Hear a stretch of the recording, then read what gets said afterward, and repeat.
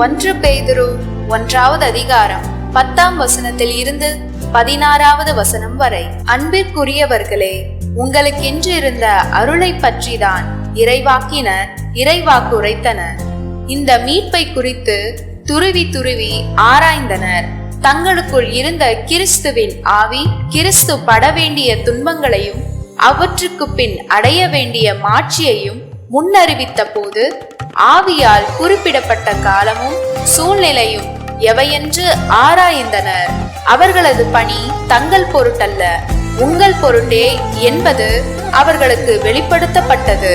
விண்ணினின்று அனுப்பப்பட்ட தூய ஆவியால் உங்களுக்கு நற்செய்தி அறிவித்தார்கள்.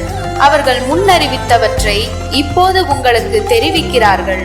இவற்றை அறிந்து கொள்ள வானதூதர்களும் அவளோடு இருந்தார்கள். ஆகவே உங்கள் மனம் செயலாற்ற தயாராகட்டும். அறிவு தெளிவுடையவர்களாயிருங்கள். இயேசு கிறிஸ்து வெளிப்படும் பொழுது உங்களுக்கு அளிக்கப்படும் அருளை முழுமையாக எதிர்நோக்கி இருங்கள். முன்னர் அறியாமையில் இருந்தபோது இச்சைகளுக்கு இசைய நடந்தது போலன்றி கீழ்ப்படிதலுள்ள மக்களாயிருங்கள். உங்களை அழைத்தவர் தூய்மை உள்ளவராய் இருப்பது போல நீங்களும் உங்கள் நடத்தையிலெல்லாம் தூய்மை உள்ளவர்களாயிருங்கள். நீங்கள் தூயவராயிருங்கள், ஏனெனில் நான் தூயவன் என மறைநூலில் எழுதப்பட்டிருக்கிறது. மார்க்கு 10வது அதிகாரம் 28ஆம் வசனத்தில் இருந்து 31ஆம் வசனம் வரை.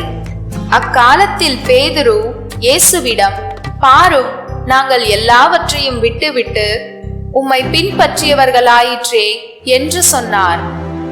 அதற்கு இயேசு, உறுதியாக உங்களுக்கு சொல்லுகிறேன், என் பொருட்டும் நற்செய்தியின் பொருட்டும் வீடுகளையோ சகோதரர்களையோ சகோதரிகளையோ தாயையோ தந்தையையோ பிள்ளைகளையோ நில புலன்களையோ விட்டுவிட்ட எவரும் இன்மையில் 100 மடங்காக வீடுகளையும் சகோதரர்களையும் சகோதரிகளையும் தாயையும் நில புலன்களையும் இவற்றோடு கூட இன்னல்களையும் மறுமையில் நிலை வாழ்வையும் பெறாமல் போகார். முதன்மையானோர் பலர் கடைசி ஆவார், கடைசியானோர் முதன்மை ஆவார் என்றார்.